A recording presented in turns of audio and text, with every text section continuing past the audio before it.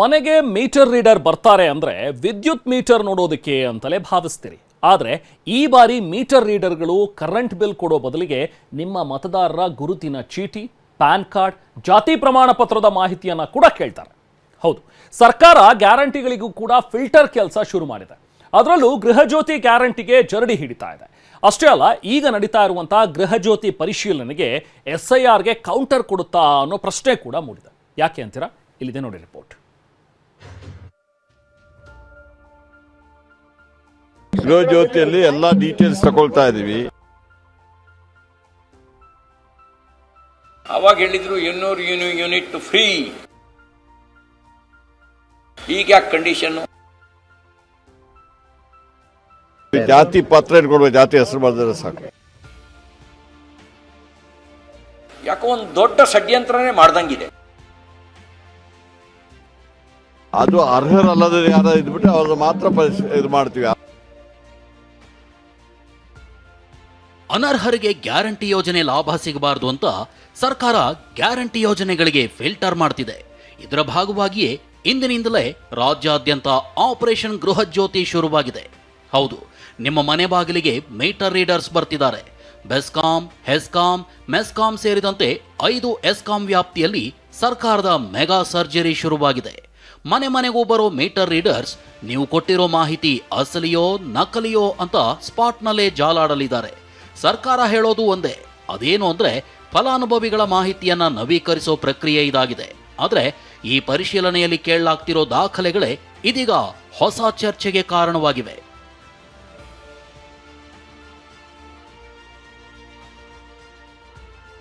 ಹಾಗಿದ್ರೆ ಗೃಹಜ್ಯೋತಿ ಪರಿಷ್ಕರಣೆ ಹೇಗಿರಲಿದೆ, ಏನೆಲ್ಲ ದಾಖಲೆ ಕೊಡಬೇಕು ಅನ್ನೋದನ್ನೇ ನೋಡೋದಾದ್ರೆ, ಮನೆಗೆ ಬರೋ ಮೀಟರ್ ರೀಡರ್ಸ್ಗೆ ಆಧಾರ್ ಕಾರ್ಡ್ ಮತ್ತು ವೋಟರ್ ID ಕೊಡಬೇಕು. ನಿಮ್ಮ ಪ್ಯಾನ್ ಕಾರ್ಡ್ ಮತ್ತು ರೇಷನ್ ಕಾರ್ಡ್ ಕೊಡಬೇಕು. ಅಲ್ಲದೆ ಪಾಸ್ಪೋರ್ಟ್ ಗಾತ್ರದ ಭಾವಚಿತ್ರವನ್ನು ನೀಡಬೇಕು. ಇದರ ಜೊತೆಗೆ ಮನೆ ಮಾಲೀಕರಾಗಿದ್ರೆ ಮನೆ ದಾಖಲೆ ಅಥವಾ ಬಾಡಿಗೆದಾರರು ಅಥವಾ ಲೀಸ್ಗಿದ್ರೆ ಅದರ ಅಗ್ರಿಮೆಂಟ್ ದಾಖಲೆ ನೀಡಬೇಕು. ಜೊತೆಗೆ ಮತದಾರರ ವಿವರ, ಆದಾಯ ತೆರಿಗೆ ಮತ್ತು ಕೆಲಸದ ವಿವರ ಸೇರಿ ಒಟ್ಟು 6 ಪ್ರಮುಖ ಮಾಹಿತಿಯನ್ನ ನೀವು ಒದಗಿಸಬೇಕಾಗುತ್ತೆ. ಇದೀಗ ಇಲ್ಲೇ ಹುಟ್ಕೊಂಡಿದೆ ಹಲವು ಪ್ರಶ್ನೆಗಳು. ಇಲ್ಲಿ ಕೆಲವೊಂದಿಷ್ಟು ಪ್ರಶ್ನೆಗಳು ಹುಟ್ಕೊಂಡಿವೆ. ಉಚಿತ ವಿದ್ಯುತ್ ಯೋಜನೆಯ ಫಲಾನುಭವಿಯ ಅರ್ಹತೆ ಪರಿಶೀಲನೆಗೆ ಮತದಾರರ ಗುರುತಿನ ಚೀಟಿ ಸಂಖ್ಯೆ ಯಾಕೆ ಬೇಕು? ಪ್ಯಾನ್ ಕಾರ್ಡ್ ಮಾಹಿತಿ ಸಂಗ್ರಹದ ಉದ್ದೇಶವೇನು? ಜಾತಿ ಪ್ರಮಾಣ ಪತ್ರದ ವಿವರವನ್ನ ಈಗ ಅಪ್ಡೇಟ್ ಮಾಡೋ ಅಗತ್ಯ ಏನಿತ್ತು? ಹೀಗೆ ಪ್ರಶ್ನೆಗಳು ಮೇಲಿದ್ದಿವೆ. ಸರ್ಕಾರದ ವಾದ ಏನು ಅಂದ್ರೆ, ಯೋಜನೆಯ ನೈಜ ಫಲಾನುಭವಿಗಳನ್ನ ಗುರುತಿಸೋದು, ದಾಖಲೆಗಳನ್ನ ನವೀಕರಿಸೋದು, ಅನರ್ಹರು ಸೌಲಭ್ಯ ಪಡೆಯದಂತೆ ತಡೆಯೋದು ಅಷ್ಟೇ. ಗೃಹಜ್ಯೋತಿ ಸೇರಿದಂತೆ ಎಲ್ಲಾ ಗ್ಯಾರಂಟಿ ಸ್ಕೀಮ್ಗಳ ಲಾಭವನ್ನ ಪರ ರಾಜ್ಯದವರೇ ಹೆಚ್ಚಾಗಿ ಪಡ್ಕೊಳ್ತಿದ್ದಾರೆ. ಇದೀಗ ವೋಟರ್ ID ಕಡ್ಡಾಯ ಮಾಡಿದ್ದರಿಂದ ಪರ ರಾಜ್ಯದ ವೋಟರ್ಗಳು ಗ್ಯಾರಂಟಿ ಸ್ಕೀಮ್ಗಳಿಂದ ಹೊರಗೆ ಹೋಗಲಿದ್ದಾರೆ. ಹುಬ್ಬಳ್ಳಿಯಲ್ಲಿ ಆಗಲೇ ಆಪರೇಷನ್ ಶುರುವಾಗಿದ್ದು ಸರ್ವರ್ ಪ್ರಾಬ್ಲಮ್ನಿಂದ ಸಿಬ್ಬಂದಿ ಹೈರಾಣಾಗಿದ್ದಾರೆ. ಇನ್ನು ಕೇವಲ 2 ತಿಂಗಳಲ್ಲಿ ಈ ಕಾರ್ಯಾಚರಣೆ ಮುಗಿಸಲು ಇಂಧನ ಇಲಾಖೆ ಡೆಡ್ ಲೈನ್ ಕೊಟ್ಟಿದೆ.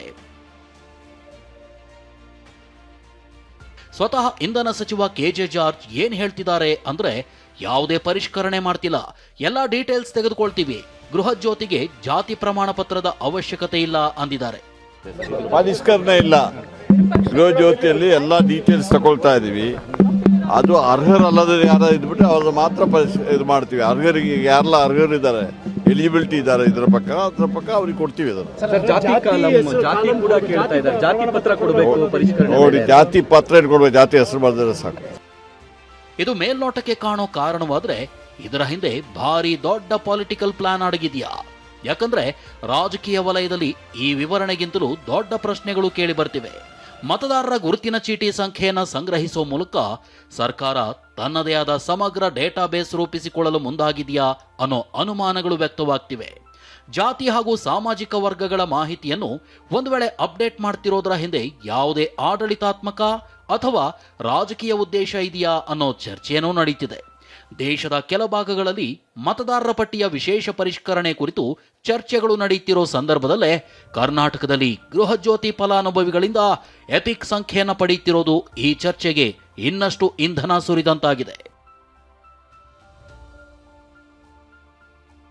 ಸರ್ಕಾರದ ನಡೆಯನ್ನೇ ವಿಪಕ್ಷಗಳ ನಾಯಕರು ಪ್ರಶ್ನಿಸುತ್ತಿದ್ದಾರೆ. ಎಲ್ರಿಗೂ ಉಚಿತ ಅಂದು ಈಗ್ಯಾಕೆ ಪರಿಷ್ಕರಣೆ ಅಂತ ಬಿಜೆಪಿ MLC CT ರವಿ ಕಿಡಿಕಾರಿದ್ರು.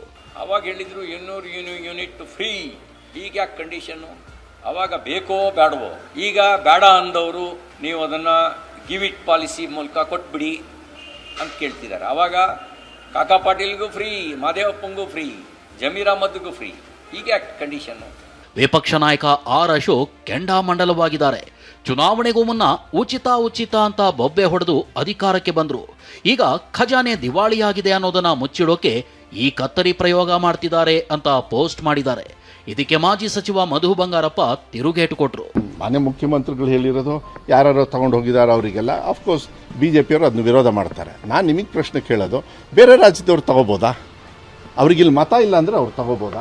3 ವರ್ಷ ಆದಮೇಲೆ ಅಲ್ಲ, ಹೌದು, ತಪ್ಪು. ಇಷ್ಟೊಳಗೆ ಮುಂಚೆನೇ ಮಾಡಬೇಕಾಗಿತ್ತು. ಇದು ಮಾಡಬೇಕಾದ್ರೆ ಮಾಡಿದರೆ ಚೆನ್ನಾಗಿರೋದು. ಇಲ್ಲ ಅಂತ ಹೇಳಿ ಆ್ಯಕ್ಚುಲಿ ಹೇಳ್ತಾ ಇದ್ರು, DK ಶಿವಕುಮಾರ್ ಸಾಹೇಬ್ರು ಹೇಳ್ತಾ ಇದ್ರು. ಕೆಲವರೆಲ್ಲ ಹೇಳಿಕೆ ಕೊಟ್ಟ ತಕ್ಷಣ BJPಯವರು ಇವರು ತೆಗಿತಾ ಇದ್ದಾರೆ, ಇವರು ಬರ್ಬಾದಾಗಿದ್ದಾರೆ ಅದಕ್ಕೋಸ್ಕರ ಅಂತ. ಆಮೇಲೆ BJPಯವರು ಏನು ಮಾಡಿದರು, ವಿಧಾನಸೌಧದೊಳಗೆ ಎಲ್ಲರಿಗೂ ಕೊಡ್ರಪ್ಪ, ಇನ್ನೂ ಬೇಕಾದ್ರೆ ಜಾಸ್ತಿ ಕೊಡ್ರಿ ಅಂತಲೂ ಎಲ್ಲ ವಿರೋಧ ಪಕ್ಷದವ್ರು ಹೇಳಿದರು. ಗೃಹ ಜ್ಯೋತಿ ಯೋಜನೆಯ ಫಲಾನುಭವಿಗಳ ಪರಿಶೀಲನೆ ಮತ್ತು ದಾಖಲೆಗಳ ಪರಿಷ್ಕರಣೆ ಪ್ರಕ್ರಿಯೆ ಇದು ಕೇವಲ ಆಡಳಿತಾತ್ಮಕ ಕ್ರಮನ ಅಥವಾ ಮುಂದಿನ ದಿನಗಳಲ್ಲಿ ಇದರ ಹಿಂದಿನ ಉದ್ದೇಶದ ಬಗ್ಗೆ ಇನ್ನಷ್ಟು ಸ್ಪಷ್ಟ ಚಿತ್ರಣ ಹೊರಬೀಳುತ್ತಾ? ಈಗ ರಾಜ್ಯ ರಾಜಕಾರಣದಲ್ಲಿ ಚರ್ಚೆ ಆಗ್ತಿರೋ ಪ್ರಶ್ನೆ ಇದೆ. ಪ್ರಸನ್ನಗಾಂವ್ಕರ್, TV9 ಬೆಂಗಳೂರು.